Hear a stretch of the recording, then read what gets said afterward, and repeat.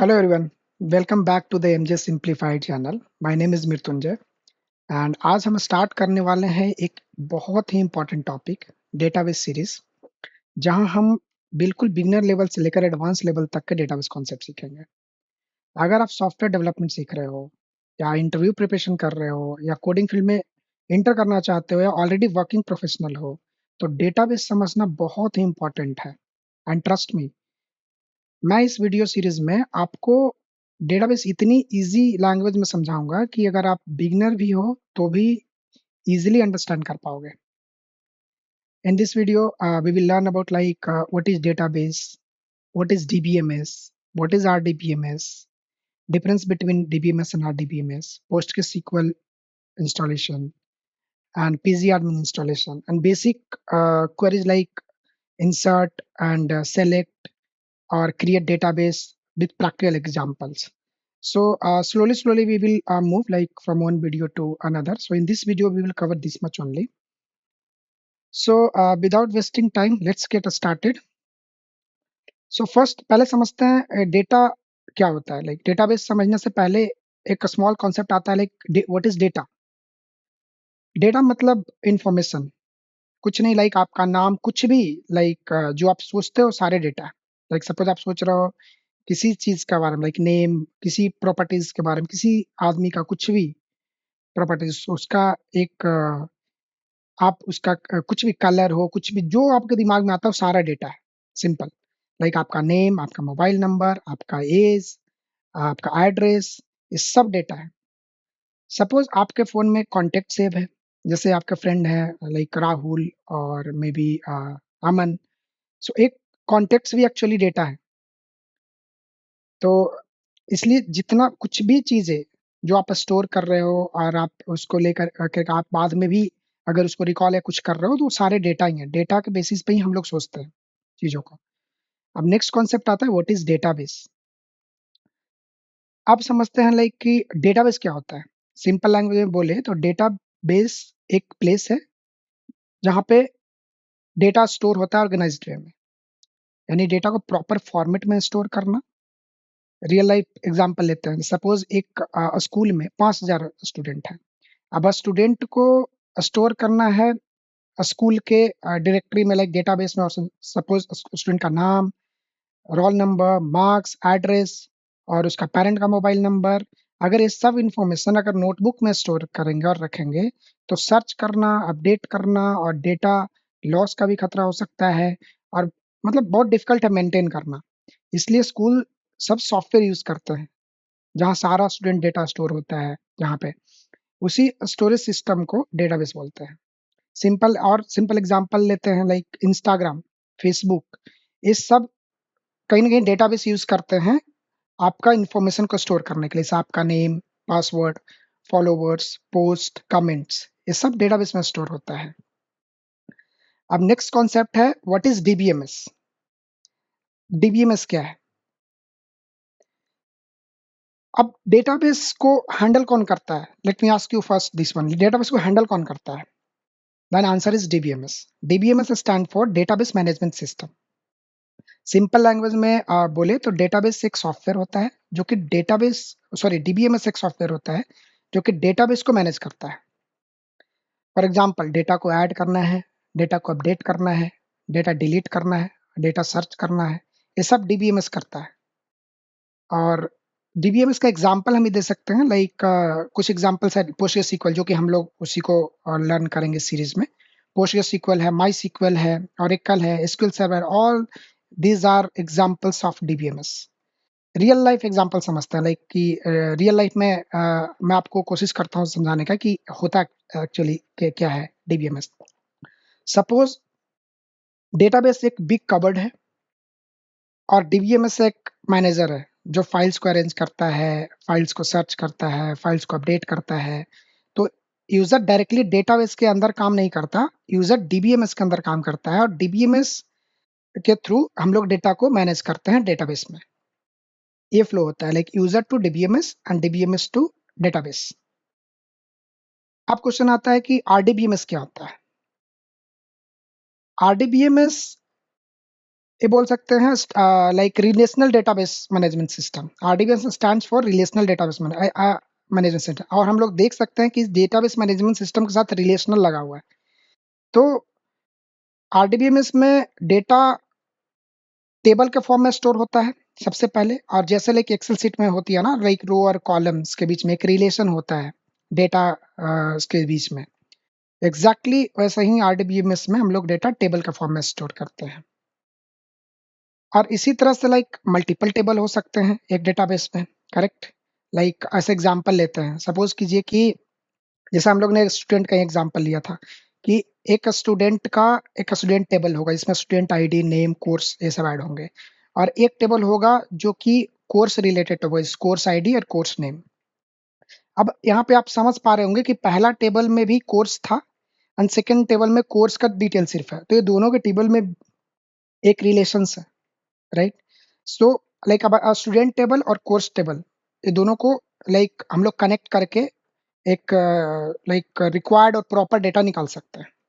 तो इस कनेक्शन को ही हम रिलेशन बोलते हैं, और इसी वजह से इसका नाम है रिलेशनल डेटाबेस मैनेजमेंट सिस्टम। अब हम समझते हैं difference between DBMS and RDBMS, ये क्या होता है।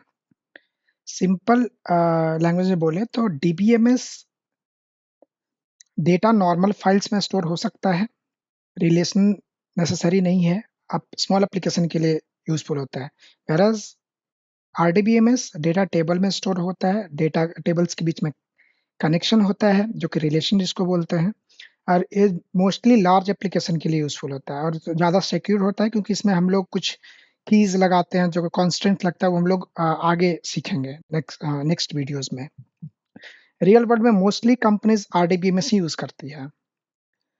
अब उसके लिए हम लोग यूज करेंगे PostgreSQL, as I mention, right, is it kind of DBMS to store data in database. So PostgreSQL ये क्या है? PostgreSQL जैसे हमने बताया कि एक डीबीएमएस है और एक पावरफुल ओपन सोर्स डेटाबेस है, जिसमें कि लाइक एक तो ओपन सोर्स है, उसका बेनिफिट है कि इजीली हम लोग एक्सेस है without taking license and all. अब जितना भी बड़ी कंपनीज है PostgreSQL सारे यूज करती हैं। लाइक एक तो फास्ट है, सिक्योर्ड है, रिलायबल भी है। और बिगनर के लिए तो खैर बहुत ही अच्छा है, क्योंकि इसमें कोई ज़्यादा प्रॉब्लम्स नहीं है। लाइक ओरेकल और ये आप अगर यूज़ करने जाते हो तो उस पर आप अकाउंट क्रिएट करो, ये करो, बहुत सारा चीज़ होता है। यहाँ पे सिंपल आप स्टार्ट करो, इंस्टॉल करो और स्टार्ट करो। और नेक्स्ट इसके बाद हम लोग सीखते हैं कि इंस्टॉल कैसे करेंगे PostgreSQL। तो उसके लिए आप अब सबसे पहले हम लोग जाएंगे ब्राउज़र पे, वहाँ पे जा कर के हम लोग लाइक डाउनलोड करेंगे PostgreSQL का सॉफ्टवेयर्स ऑफिशियल वेबसाइट से, और based on your like operating system which you are using on the laptop, और उसको इंस्टॉल करेंगे। और इंस्टॉल करने के बाद हम लोग उसको यूज़ करेंगे। सो अब हम लोग प्रैक्टिकल के ओर बढ़ते हैं इस वीडियो में। Like I will show you like how to install, maybe complete installation I will not show you in this video because I have already installed in my system, but step मैं बता दूंगा आपको। अगर आप problem face करते हैं तो आप हमसे बाद में भी कमेंट करके पूछ सकते हैं या क्वेश्चन भेज सकते हैं, तो मैं आपको अलग से असिस्ट कर दूंगा। सो अब जैसा कि हम लोग यहाँ पे आ गए हैं, लाइक PostgreSQL के ऑफिशियल वेबसाइट्स है, यहाँ से हम लोग डाउनलोड कर सकते हैं। आप मैं मैकबुक यूज़ कर रहा हूँ तो मैं इससे डाउनलोड करा था। आप लोग जो भी यूज़ कर लाइक विंडोज़ और जो भी ऑपरेटिंग सिस्टम आप यूज़ कर रहे हो, यहाँ से उसका इंस्टॉलेशन फाइल डाउनलोड कर सकते हैं, इंस्टॉलर। और उसको इंस्टॉलर डाउनलोड करने के बाद सिंपल उसका स्टेप्स है, लाइक कि आप बस उसको डबल क्लिक करना है उस पे। इंस्टॉलर अगर डाउनलोड हो गया तो उसको इंस्टॉलर को ओपन करिए, उसका नेक्स्ट नेक्स्ट नेक्स्ट करते जाना है। और उसके बाद आपको एक इम्पोर्टेंट स्टेप्स आएगा बीच में, जहाँ के पासवर्ड इंटर करना होगा। तो आप एक पासवर्ड वहाँ पर रख सकते हैं, लाइक पोस्टग्रेस और मे बी पोस्टग्रेस 123 कुछ भी आप रख सकते हैं, जो कि आपको यूज़ होगा बाद में डेटाबेस को कनेक्ट करने के लिए। और इसका पोर्ट डिफ़ॉल्ट पोर्ट होगा PostgreSQL का 5432। उसको ऐसे ही रहने दीजिए और क्लिक इंस्टॉल इंस्टॉल पे क्लिक कीजिए। एक बार जब इंस्टॉल हो जाएगा तो इस साथ में आपका पीजी एडमिन भी इंस्टॉल कर देगा। पीजी एडमिन क्या होता है? पीजी एडमिन एक एक्चुअली इंटीग्रेटेड आईडी है, काइंड ऑफ है, जो कि डेटाबेस हम लोग उसमें क्वेरी लिख सकते हैं, क्वेरी टूल देता है, और विजुअली हम लोग उसमें कर सकते हैं, टेबल्स को देख सकते हैं, ये सब चीज़ें कर सकते हैं। तो उसी के लिए हम लोग पीजी एडमिन, इसका ग्राफिकल एक सॉफ्टवेयर है जिसके थ्रू हम डेटाबेस को इजीली यूज करते हैं, और वही हम लोग यहाँ पे यूज करेंगे। डिफॉल्ट इसको अलग से आपको इंस्टॉल करने की जरूरत नहीं है। आप अगर PostgreSQL का इंस्टॉल किए हैं प्रॉपरली तो ऑटोमेटिक उसमें पीजी एडमिन भी इंस्टॉल हो जाता है। सो let me go here and I will say one thing. Okay, so installation, like let me show you, like just after clicking on this I will get redirected here, and then just check the version, which version you want. And आप अगर MacBook use कर रहे हो तो होमब्री और ये सब भी के थ्रू से भी आप इंस्टॉल कर सकते हैं डाउनलोड इसका इंस्टॉलर को, और नहीं तो आप यहाँ से जा करके उसका जो है डाउनलोड कर लेंगे इंस्टॉलर। यहाँ पे आने के बाद आप देख सकते हैं, इस पेज पे आने के बाद यहाँ पे डाउनलोड द इंस्टॉलर लिखा हुआ है, राइट। इस पे आप जब क्लिक करेंगे तो ये इस पेज पे लेके आएगा आपको, इस पेज पे लेकर के आएगा आपको। यहाँ पे आपको बस वर्जन के अकॉर्डिंग आपको डाउनलोड कर लेना है, लाइक मैं ओके। सो ये मेरा पीजी एडमिन है एक्चुअली। इसको ओपन करने के बाद ऐसा ही खुलेगा इंटरफेस। तो आपको हम नया आपको दिखा सकते हैं, नया सर्वर क्रिएट करके। अगर हम रजिस्टर नया सर्वर फर्स्ट टाइम आएंगे तो आपको नया सर्वर क्रिएट करने बोलेगा। उसमें आपको लोकल होस्ट डालना है, जैसे कि मैंने डाला है। प्रॉपर्टी मैं दिखाता हूँ आपको। Not here, late me go here.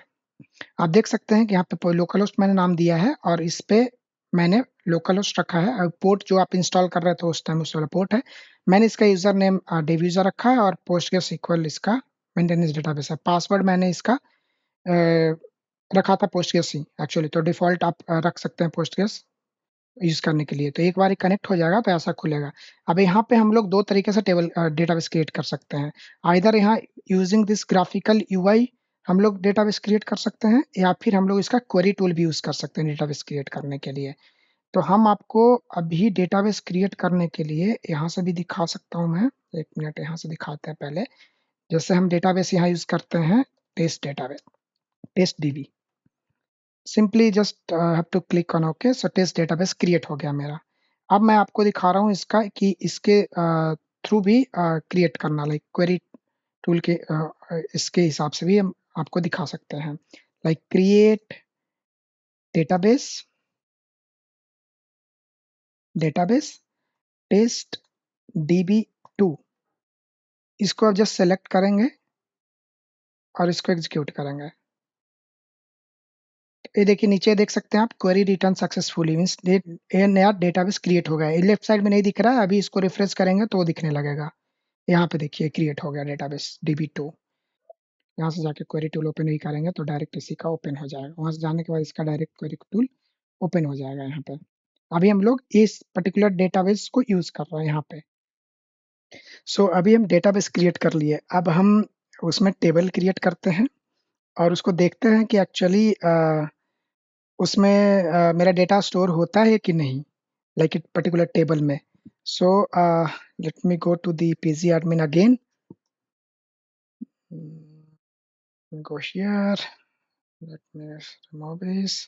Let me, I have already created actually initially. So let me see employees, mplo employee, start from employee। ये सिंटेक्स होता है एक्चुअली टेबल का डेटा को देखने के लिए।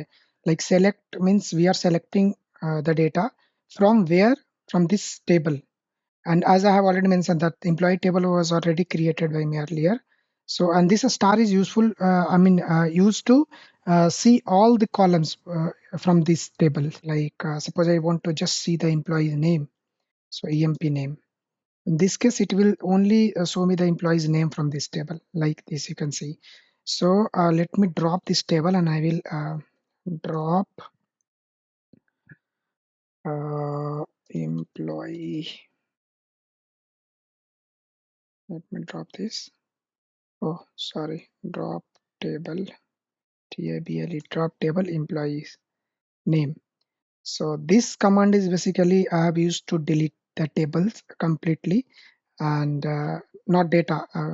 Later we will learn like how to delete a specific data or how to see a specific data and all. But as of now, we are just learning like how to create the table and how to insert the data and how to see the data. That's it. So this, just forget about this one. Just I am deleting it here because this employee table was already created earlier. now we can see that it's saying that the relation employee does not exist. Okay, so let me create the employee, create the table, employee table actually, sorry, create a table, create and then table and then table name employee table. Here I will be using this 3 column as I was mentioning using earlier, employee ID. So this will be like type of this column, similarly emp name, and here where as name is basically the combination of character, and here we can give the size of that particular column, particular cell, like how many characters that particular cell can store. And here emp salary here decimal. So these 3 column I have created, are you can create as many you want, but here just let me execute this. After executing we can see that query returned successfully, and अब हम लोग जब इसको execute करेंगे, when we execute this, it will column is like table is created. Here just we have used the employee name, that's why it's showing only one.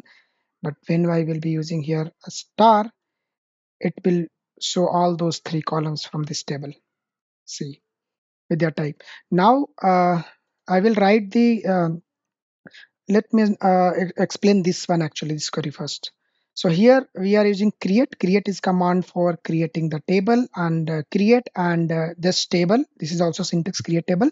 And here you can give any name like employee, a student, or whatever you want as per your need. You can give here the name of the table. And rest, as I already explained, these are the column name of this table, like employee ID, employee name, and employee salary, as you can see that. So let me insert the data into this table. Insert into, this is the insert into, actually this is the command to insert data. Insert into, and then we will give table name employee, and also after that in a small bracket we have to give employee ID, emp name, and salary. Sorry, my bad. emp salary, and after that values. So here, as I mentioned, that this is the format order of these columns we are going to provide the data for the table, right? So here first will be the employee ID, then employee name, then employee salary. Accordingly we have to give the data in order, like suppose 1, and I will be giving here like suppose Rahul, and salary like suppose 50,000 kind of. So as I explained you already here, like how to insert the data. If you want to insert the multiple records and all, just change it here like 2, and like Aman, and suppose 1 lakh kind of. Then let me execute this, and here we can see that query returned successfully. Now if we will see, select a star from a table name, we will see 2 records. Later we will discuss like how to see the specific employee details and all, like where condition and all those like filtering and all, later in coming videos. But as of now, as you are a little bit familiar with the PostgreSQL queries syntax, so slowly like हम लोग आगे बढ़ेंगे next videos में, तो और भी चीजें like detail में एक्सप्लेन करूंगा, तो आपको और भी क्लियर हो जाएगा सारा चीजें. सो अब इसको यहीं पे कंप्लीट करते हैं इस वीडियो को. एंड सो आज हम लोगों ने क्या-क्या सीखा? आज सीखा लाइक कि हम लोग क्या today we have learn like कि क्या डेटा होता है, क्या डेटाबेस होता है, एंड डीबीएमएस किसे बोलते हैं, आरडीबीएमएस किसे बोलते हैं, एंड पोस्टग्रेसक्यूएल इंस्टॉलेशन मैंने बताया. पीजी एडमिन उसके साथ में इंस्टॉल हो जाएगा, मैंने जैसा कि एक्सप्लेन करा. आप बस उसको ओपन करके कनेक्ट करना है डेटाबेस को. और एसक्यूएल का बेसिक्स हमने सीखा है पोस्टग्रेसक्यूएल का, like create tables, create database, like how to insert data and how to retrieve data from the tables. So this much. अगर ये वीडियो आपको हेल्पफुल लगा हो, देन प्लीज लाइक, सब्सक्राइब करिए, एंड मिलते हैं फिर नेक्स्ट वीडियो में. Thank you, see you, bye bye.